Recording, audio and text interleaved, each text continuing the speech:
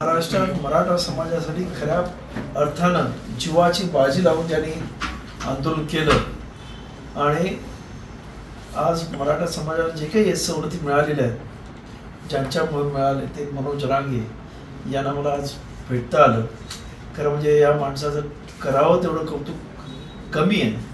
खरं याने जे करून दाखवलं त्याबद्दल त्यांना हॅट्स ऑफ की अशा पद्धतीने खऱ्या अर्थानं सामाजिक जाणीव असू या प्रश्नावरती ज्यांनी म्हणजे मराठा समाजाला तर एकत्र केलं. कारण आज आपण पाहतो की मराठा समाजामध्ये एक वर्ग असं निर्माण झालं आहे की ज्याला आज खऱ्या अर्थानं आरक्षणाची गरज आहे आणि त्या गरजेची नाडी ओळखून त्यांनी ह्या सर्वांना एकत्र करून आज त्यांना ह्या आरक्षणामध्ये आणलं आहे.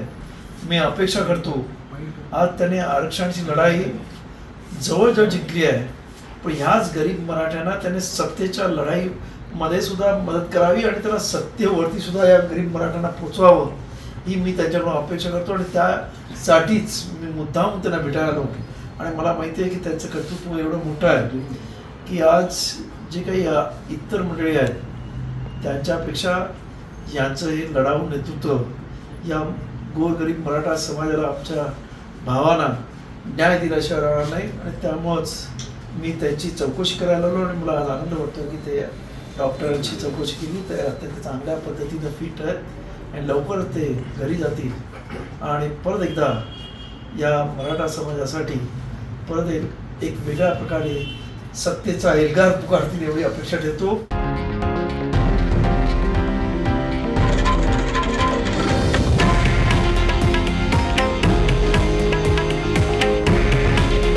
हे आहे देशातील नंबर 1 न्यूज नेटवर्क आणि आपण पाहत आहात TV9 मराठी. काळजी तुमची, हित महाराष्ट्राचं.